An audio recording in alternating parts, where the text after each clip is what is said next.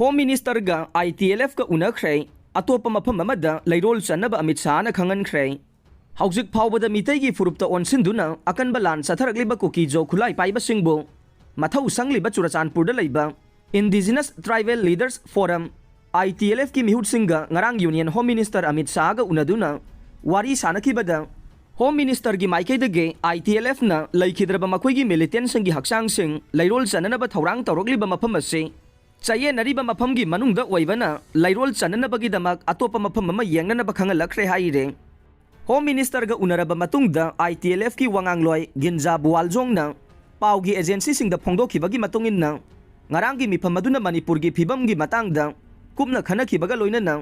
hauzik phawbada satharagliba kanglup maselgi landa laikhidraba makoigi miyoisingi lairol chanfamna maruoiba wafam oikhi haire lairol chanfamgi matangda home minister na phongdorokpagi matunginna ITLF ki maikeidagisu wafam asimak makoigi phurupsingi miyamga khanaduna lairol chananabagi atopa mafam ama yenganaba khanaragani amasung masigi matangda warep ama lauragani haibage thajaba piramkhi haire वांगांगलोय असिना मखाताना फोंदोखिबदा मखोइगी political demand की मतंगदे home minister ना tribal body सिंगदा मखोइना तालिबा separate administration की demand political की ओइबा solution अमा पुरक्त्रिङै की मांगोइनना थोगनिंगदबा थोगदोकसिंग थोगनदनबा अमसुंग इंगतपना लैननबा वाफम फोंदोरखि हाइरे लोइनना हौजिक थोगलिबा थोगदोकसिंग असि लाक्सिनबगीदमक home minister की माइकैदगी नाकल अनिमकना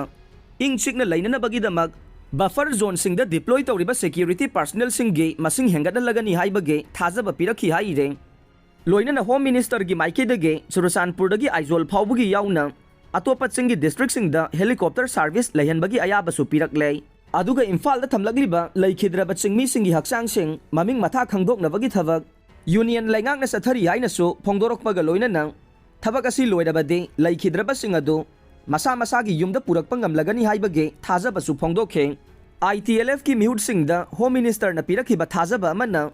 अतोपा state सिंग द लैबा महिलोइसंग सिंग द महि मसिंग तंबा फंगन्नबगीदमक महिरोइसिंगबु यूनिवर्सिटी अमसुंग अतोपा कॉलेज सिंग द ट्रांसफर तौबदा मतेंग पिरगनी हाइनसु फोंदोरखि हाइरे पनबा याबदे ngarang न्यू दिल्ली द होम मिनिस्टर उनखिबा ITLF की मिहुट कांगबु अदु मिजोराम की कोनुंग आइजोल फावरगा दिल्ली द थुंखिबने मखोइबु होम मिनिस्टर ना मणिपुर की फिबम की मतंग द उनदुना वारी सानबगीदमक खंगलखिबने अदुगा लैखिद्रबा कुकी मिलिटेंट सिंगी हक्सांग सिंग तोरबुंग बंगलागी हौलाई खोपी खुलदा था असिगी अहुमदा लैरोल चननबा वारेप JPO अमसुंग ITLF न लौख्रबा मतुंगदा खुल असिगा ताइनना लैरिबा मणिपुर लैंगा की सेरिकल्चर की फार्म अमसुंग ऑफिस कॉम्प्लेक्स अनिरगन्ना सेंगदोकपगी थबक सिंग चथख्रबने